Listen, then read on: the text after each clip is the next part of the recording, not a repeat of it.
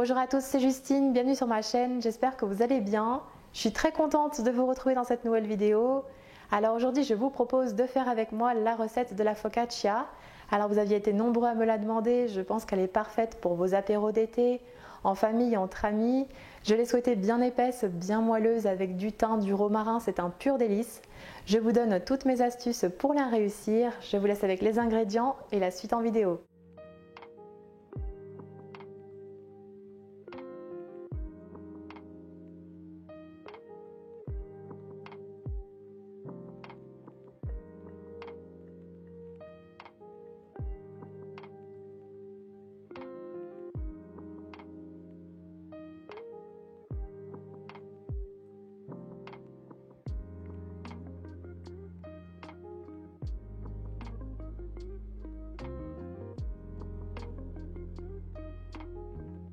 Tout d'abord, on contrôle la température de l'eau qui doit être tiède. L'idéal, c'est 36 degrés. Il ne faut pas dépasser les 50 degrés. Puis on ajoute la levure de boulanger déshydratée. On mélange bien pendant 2 minutes pour la dissoudre.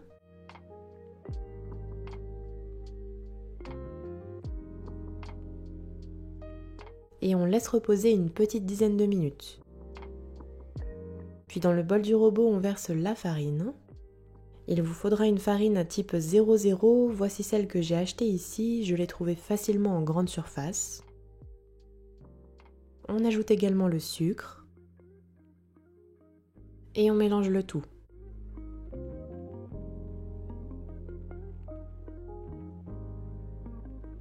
Puis on creuse un puits au centre. On y verse alors le mélange aux levures,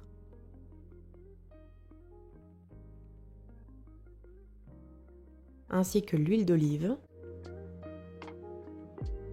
Puis on pétrit la pâte à l'aide du robot ou à la main pendant une bonne quinzaine de minutes. On doit obtenir une boule de pâte bien homogène qui se détache des parois du bol, bien élastique, un petit peu collante.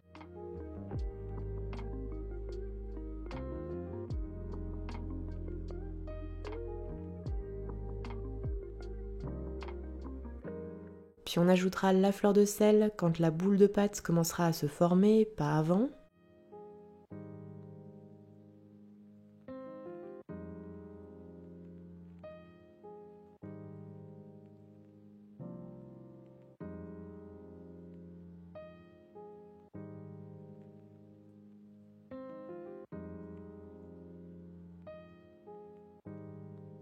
La pâte est prête, voici ce que l'on obtient.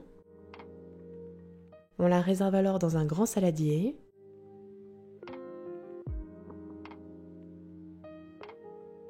Puis je forme une boule avec la corne de pâtissier.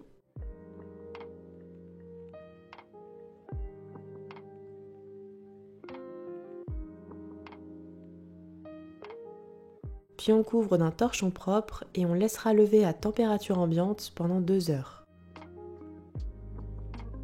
Après repos, on peut voir que notre pâte a bien poussé, on dégaze alors avec le poing. Puis on forme à nouveau une boule avec la corne.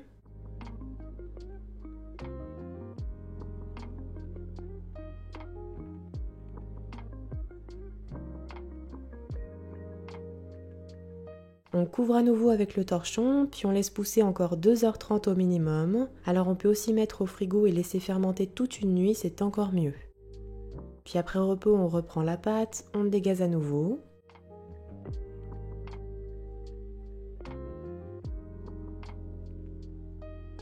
On façonne une boule de pâte.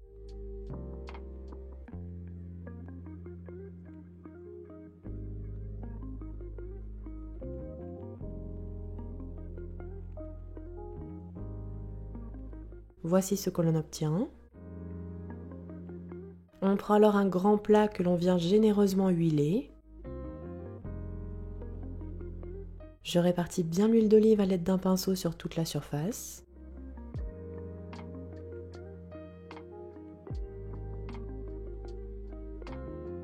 Puis on dépose la pâte dans le moule. Et avec les mains huilées, on étale petit à petit dans le plat en étirant doucement la pâte. Elle doit bien épouser les bords du moule et on doit avoir une épaisseur bien uniforme sur toute la surface du plat.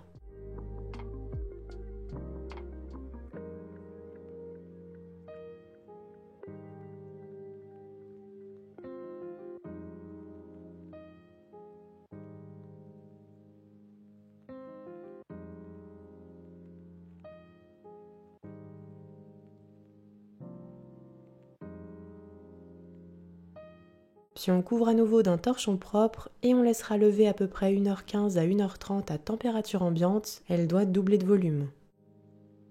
Après repos, la pâte a bien poussé, on badigeonne alors généreusement d'huile d'olive.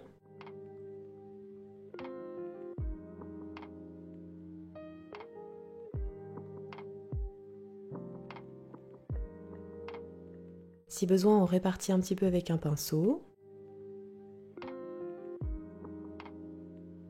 Et on fait des petits creux avec ses doigts sur toute la surface de la pâte. Si vous avez été généreux en huile d'olive, les petits creux vont se remplir.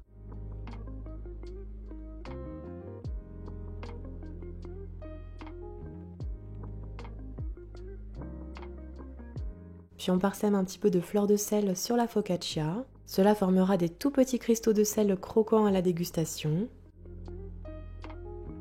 Et on parsème aussi de thym frais ainsi que de romarin frais.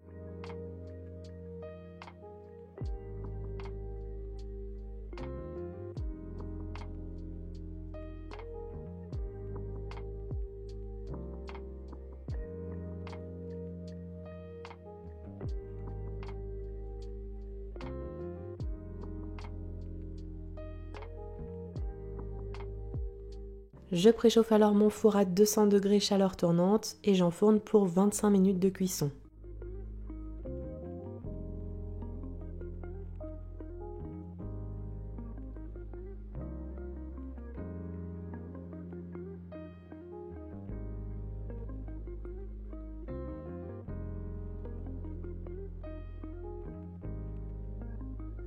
À la sortie du four, on laissera tiédir un petit peu dans le plat.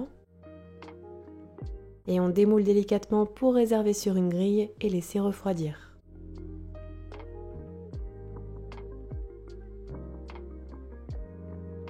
Alors l'idéal, c'est quand même de la déguster assez rapidement, c'est meilleur, mais vous pouvez tout de même la conserver pendant 2-3 jours dans une boîte hermétique. Et voilà, la recette est terminée, bonne dégustation!